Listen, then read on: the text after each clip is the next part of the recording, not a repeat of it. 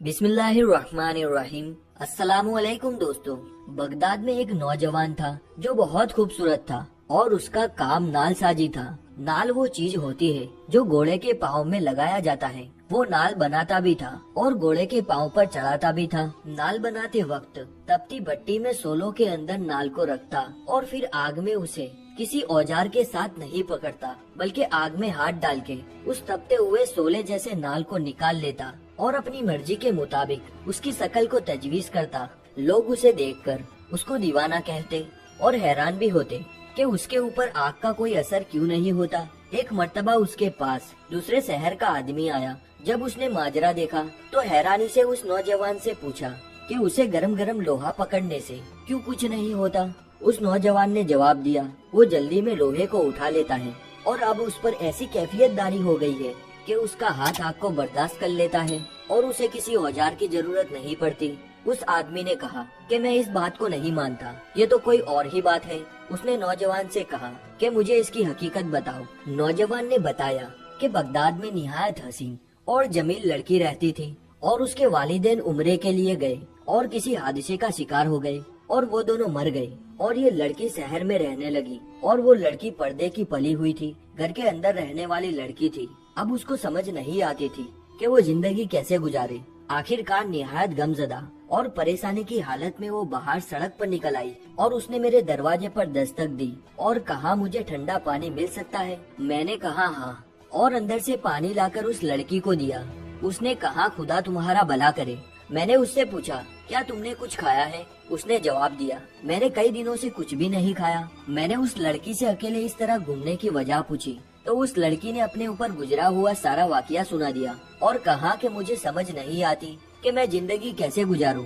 मैंने उससे कहा, तुम शाम को मेरे घर आ जाना और मेरे साथ खाना खाना, मैं तुम्हें तुम्हारी पसंद का खाना खिलाऊंगा। उस नौजवान ने बताया कि मैंने उस लड़की के लिए कबाब और बहुत अच्छी अच्छी चीजें तैयार करवाई। वो शाम के वक्त मेरे घर आई और मैंने खाना उसके सामने रख दिया।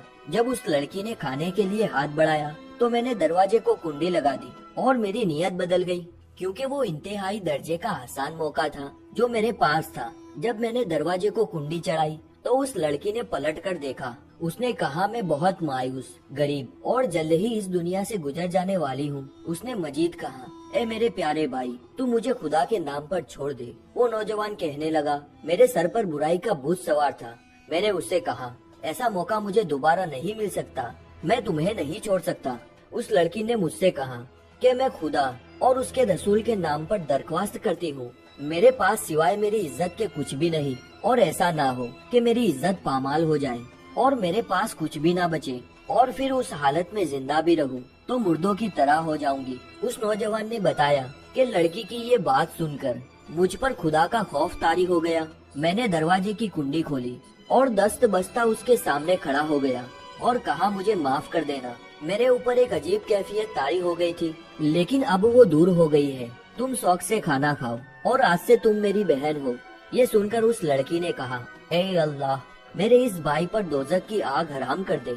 ये कहकर वो रोने लगी और ऊंची आवाज में रोते हुए कहने लगी, ए अल्लाह, ना सिर्फ दोजख की आग को हराम कर दे बल्कि इस पर हर तरह की आग को हराम कर दे। नौजवान ने बताया कि लड़की ये दुआ देकर चली गई। एक दिन मैं अपनी दुकान पर काम कर रहा था और मैं नाल गरम कर रहा था। मैंने गरम लोहा पकड़ने के लिए हाथ को बढ़ाया तो वो दहकते हुए कोयले में चला गया, लेकिन मेरे हाथ पर आग का कोई असर ना हुआ। मैं हैरान हुआ और फिर मुझे उस लड़की की दुआ याद आई। तब से लेकर अब तक इस दहकते हुई आग को मैं आग नहीं समझता बल्कि इसमें से जो चाहूँ बगैर किसी डर के निकाल लेता हूँ। अल्लाह पाक हम सबको समझने और नेक अमाल करने की तौफीक अता फरमाए, आमीन। आप दोस्त